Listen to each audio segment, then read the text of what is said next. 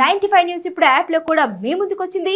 వెంటనే డౌన్లోడ్ చేసుకోండి, latest updates ని పొందండి. Welcome to 95 news.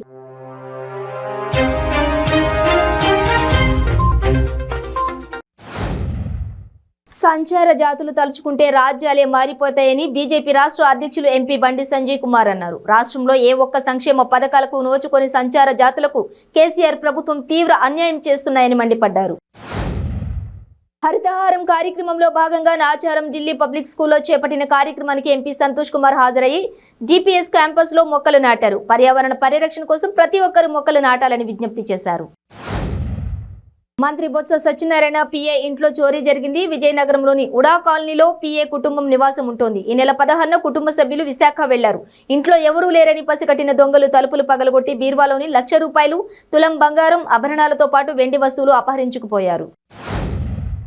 తిరుపతి జిల్లా శ్రీకాళహస్తి దేవస్థానం టూరిస్ట్ బస్టాండ్ లో తమిళనాడుకు చెందిన ఓ ప్రైవేటు బస్సు అదుపు తప్పి భక్తులపైకి దూసుకు వెళ్లింది.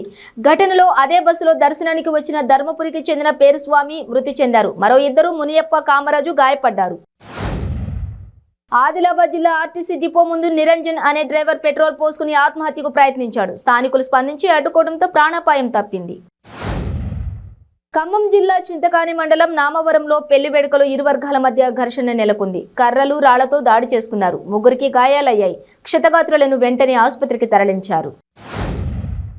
శ్రావణ మాసం 4వ శుక్రవారం కావడంతో ఇంద్రకీలాద్రిపై భక్తులు పోటెత్తారు. భారీ ఎత్తున అమ్మవారిని దర్శించుకుని తరలిస్తున్నారు. 4వ శుక్రవారం కావడంతో అమ్మవారి మహామండపంలో సామూహిక వరలక్ష్మి వ్రతాలు నిర్వహించారు. శ్రీకృష్ణాష్టమి పండుగ సందర్భంగా గూడూరు పట్టణంలోని రాజా వీధిలో ఉన్న శ్రీ విఘ్నేశ్వర స్వామివారి దేవస్థానంలో స్వామివారికి విశేష అలంకరణ, ప్రత్యేక పూజలు, పల్లకి సేవ వైభవంగా నిర్వహించారు. రుక్మిణి సమేత గోపాలకృష్ణుని బొమ్మల కొలువు విశేషంగా ఆకట్టుకుంది. మంచిర్యాల జిల్లా Mandamarri photo and videographers welfare association ఆధ్వర్యంలో 183వ ప్రపంచ ఫోటోగ్రఫీ దినోత్సవం పురస్కరించుకుని స్థానిక మందమరి సింగరేణి మనోవికాస్ పాఠశాల విద్యార్థులకు పండ్లు, దుప్పట్లు పంపిణీ చేయడం జరిగింది. ప్రముఖ పర్యాటక కేంద్రమైన అరకులోయ మండలంలోని ఆర్టీసీ కాంప్లెక్స్ కు వెళ్లే రహదారిపై ప్రమాదకరంగా ఏర్పడిన గుంతలను అల్లూరి సీతారామరాజు జిల్లా అరకులోయ పోలీస్ సిబ్బంది సొంత ఖర్చులతో పూడ్చివేయించారు. చెడును ప్రేమతో ఎదుర్కోవడం ఎంతో సాహసోపేతమని సిజేఐ జస్టిస్ ఎన్వి రమణ అన్నారు. మహాత్మా గాంధీ జీవిత చరిత్ర సత్యబోధన పుస్తక ఆవిష్కరణ కార్యక్రమం తిరుపతిలో ఘనంగా జరిగింది. ఈ కార్యక్రమానికి సిజేఐ ముఖ్య అతిథిగా హాజరయ్యారు. భారత స్వాతంత్ర వజ్రోత్సవాల ముగింపు వేడుకలు నిర్వహించే ఎల్బీ స్టేడియంలో ఏర్పాట్లను రాష్ట్ర ప్రభుత్వ ప్రధాన కార్యదర్శి సోమేష్ కుమార్ పరిశీలించారు. ఈ నెల 22వ తేదీన మధ్యాహ్నం 3 గంటల నుండి ప్రారంభమయ్యే ఈ ముగింపు ఉత్సవాలకు రాష్ట్ర ముఖ్యమంత్రి కేసీఆర్ ముఖ్య అతిథిగా హాజరవుతారని తెలిపారు. భద్రాద్రి కొత్తగూడెం జిల్లాలో దారుణ ఘటన చోటు చేసుకుంది. భద్రాచలంలోని ఓ ఆసుపత్రిలో యువతికి వైద్యులు అబార్షన్ చేశారు. అయితే వైద్యం వికటించడంతో బాధిత యువతి మృతి చెందింది. దీంతో మృతురాలి బంధువులు ఆందోళనకు దిగారు.